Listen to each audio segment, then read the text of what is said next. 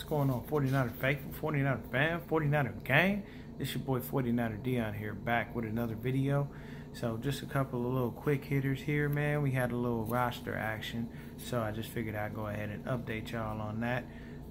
So it looks like, of course, Jalen Hurd went to the IR due to the ACL injury. Now, they're not saying it's a torn ACL, but they are saying it's an ACL injury. So with that being said, definitely, you know, he was going to be moved to the IR regardless.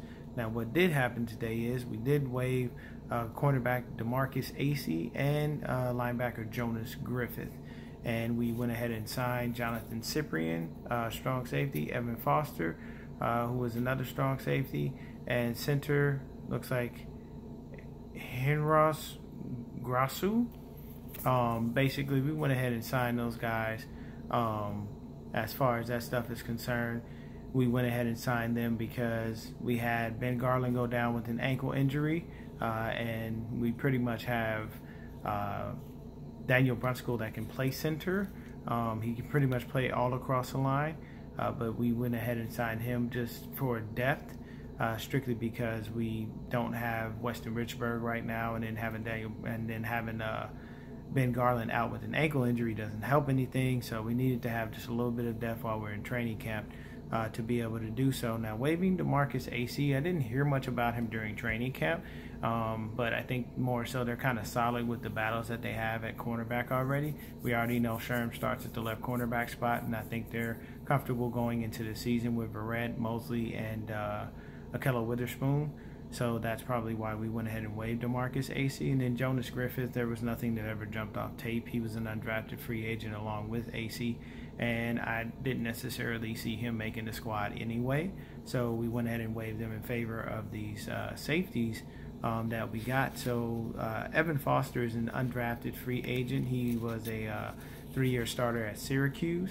It's pretty much mostly, you know, all I know much about him. Jonathan Cyprien, he was drafted by Jacksonville. He did play there for a few years. Throughout his career, he's had two interceptions, 16 passes defense, 4 forced fumbles, 3 sacks. He's a 7-year vet. Been in the league since 2013, and in 2019 he played only 5 games with Atlanta and Philadelphia. So, you know, he's pretty much, I guess, still a little new.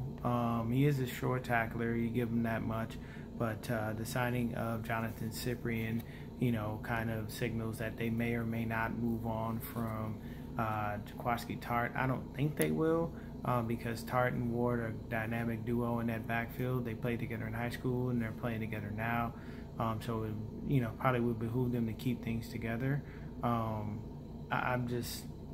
I'm kind of like looking at it going, okay, we signed a couple of safeties, but I'm not necessarily sure for what. We already have Tarvarius Moore and Marcel Harris as depth pieces behind Ward and Tartt, so I don't know why they really brought on, you know, a couple of safeties here. The center I can understand because you got to have extra depth. So most likely Daniel Brunskill will be starting at center, and that'll probably give Tom Compton and Colton McKivitz more time over at the right guard spot. But those are just a couple of quick hitters, man. This Grasu dude played 13 games for the Ravens over, I think, a 3-year span, as far as him being a center. So we probably just signed him as of right now to go ahead and give Garland time to be able to get back off that ankle injury. And we're hoping that Weston Richburg will be healthy enough to be able to go as far as, you know, the season is concerned. But those are just a couple of quick hitters. Definitely hit that like, hit that subscribe button, turn on the post notifications, and I'll keep you up to date on any and everything San Francisco 49ers. Y'all have a blessed day, and I'm out.